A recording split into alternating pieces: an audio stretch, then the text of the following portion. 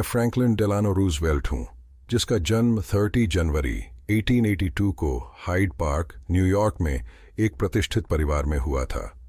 राजनीति के क्षेत्र में मेरी यात्रा तब शुरू हुई जब मैंने हार्वर्ड विश्वविद्यालय और बाद में कोलंबिया लॉ स्कूल में दाखिला लिया। नौसेना के सहायक सचिव के रूप में मेरे कार्यकाल के दौरान सार्वजनिक सेवा और मेरे साथी नागरिकों की भलाई में मेरी गहरी रुचि वास्तव में पैदा हुई।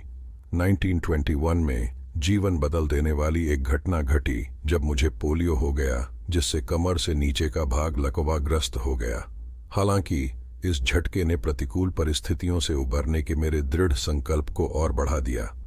अपनी पत्नी एलेनोर के अटूट समर्थन के साथ मैं दृढ़ रहा और 1932 में उस महामंदी के बीच जिसने हमारे देश पर छाया डाली थी, मुझे संयुक्त राज्य अमेरिका के 22वें राष्ट्रपति के रूप में चुना गया।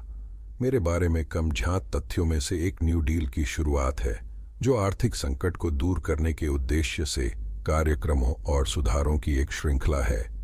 सिविलियन कंजर्वेशन कोर और वर्क्स प्रोग्रेस एडमिनिस्ट्रेशन जैसी पहलों के माध्यम से मेरा लक्ष्य रोजगार पैदा करना, आर्थिक सुधार को प्रोत्साहित करना और लाखों अमेरिकियों के लिए आशा बहाल करना है।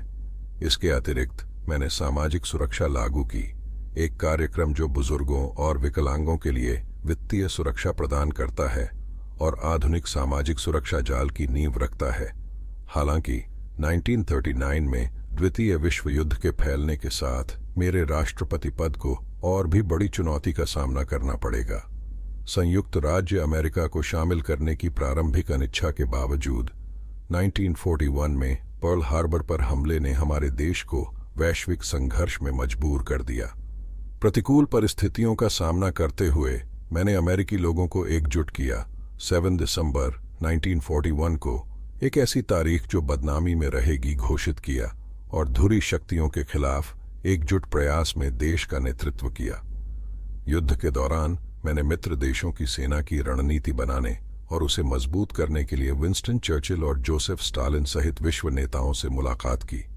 इन महत्वपूर्ण क्षणों के दौरान लिए गए निर्णयों ने इतिहास की दिशा को आकार दिया, जिससे अंततः नाजी जर्मनी की हार हुई और संयुक्त राष्ट्र की स्थापना हुई, जो एक अंतर्राष्ट्रीय संगठन है जिसका उद्देश्य राष्ट्रों के बीच शांति और सहयोग को बढ़ावा देना है। इतिहास पर मेरा प्रभाव मेरी नीतियों और युद्धकालीन नेतृत्व से परे तक फैला हुआ है। मैंने लोकतंत्र, स्वतंत्रता और समानता के सिद्धांतों का समर्थन किया और मेरे प्रशासन ने नागरिक अधिकारों को आगे बढ़ाने में महत्वपूर्ण भूमिका निभाई। 1944 में मैंने GI पर हस्ताक्षर किए। विधेयक दिग्गजों को शैक्षिक और वित्तीय लाभ प्रदान करता है और मैंने कार्यकारी आदेश 8802 भी जारी किया है, जो रक्षा उद्योगों में नस्लीय भेदभाव पर प्रतिबंध लगाता है, जो नस्लीय समानता की दिशा में एक महत्वपूर्ण कदम है। दुख की बात है कि युद्ध की समाप्ति से कुछ महीने पहले 12 अप्रैल 1945 को मेरा जीवन समाप्त हो गया। मेरे निधन से एक युग का अंत हो गया, लेकिन मेरी विरासत जीवित रही। संयुक्त राज्य अमेरिका युद्ध से एक वैश्विक महाशक्ति के रूप में उभरा और मेरे द्वारा शुरू की गई नीतियों और पहलों ने आधुनिक कल्याणकारी राज्य को आकार दिया, जिससे भावी पीढ़ियों के लिए अधिक आर्थिक सुरक्षा और नागरिक अधिकारों का आनंद लेने का मार्ग प्रशस्त हुआ। जब मैं कार्यालय में अपने समय पर विचार करता हूँ, तो मैं इस महान राष्ट्र की सेवा करने के अवसर के लिए कृतज्ञता से भर जाता हूँ। मेरे राष्ट्रपति पद को चुनौतियों और विजयों से चिह्नित किया गया था, लेकिन इन सब के बीच अमेरिकी लोगों की लचीलापन और ताकत में मेरे अटूट विश्वास ने मेरे निर्णयों का मार्गदर्शन किया।